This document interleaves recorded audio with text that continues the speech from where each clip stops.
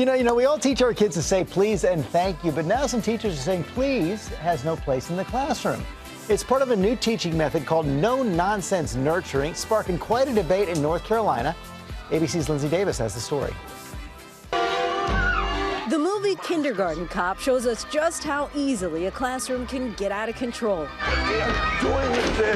But the Druid Hills Academy in Charlotte, North Carolina, is taking measures to prevent unruly behavior by implementing a unique technique called no-nonsense nurturing. It's a way teachers and schools go about creating the culture and the conditions in which students thrive.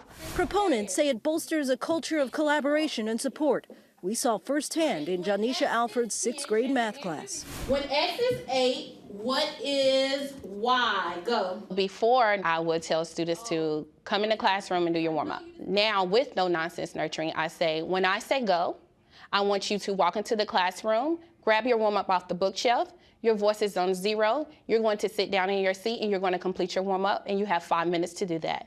And the word please is used very sparingly. What we're asking kids to do is not an option, it's an expectation. No one would say to you, will you come to work today, please? This program is used by 250 schools across the country and aims to create an environment that's structured and consistent for students. So what does this teacher hear from her students? They typically say, we love Miss Alford, but she doesn't play. But reaction from parents is mixed. I don't agree with it. Point blank, period. You might need to try and see how it works first. As for the teachers, they say the proof is in the positive results. It also reduces suspension and reduces the amount of time that students spend outside of the classroom due to misbehaviors, because they have the opportunity to comply to your directions because you're specific, you're concrete. For Good Morning America, Lindsay Davis, ABC News, New York. Let's talk about this now. Erica Suter, editor of Mom.me, is here. Well, we just heard about the results. What do you think? Right. Well, my first thought was there's nothing that seems nurturing about this program.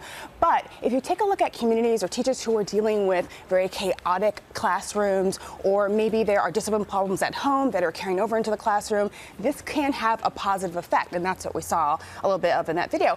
But if you have kids who don't have those kinds of problems, it can create an atmosphere of fear and anxiety. It makes the classroom a very tense situation. But it is trying to counter that everyone gets a trophy mentality. Yes. Yeah, definitely. I'm a big fan of doing that when they're 2 and 3 and they're just being introduced to things and encouraging participation. But when you get to 4 or 5, they really need to start learning that you need to earn that praise. And so this can go a long way in helping that kind of mentality. So what do you think parents should take away from this and incorporate at home? Well, every kid needs structure. Every kid needs structure and discipline.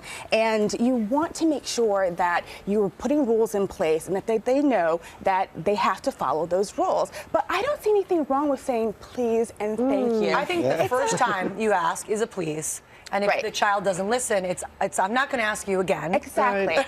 And forfeiting that doesn't mean you're giving up control. It just means you're teaching them to be respected, and that breeds respect in return. I love what you just said there. It's not meaning that you're forfeiting control. Yeah, not at all. By just saying that. Yeah, by not saying that. No, I don't them how I know, because you are all about manners. Right. And I am too. I agree, but there is a time and a place where children crave. Structure.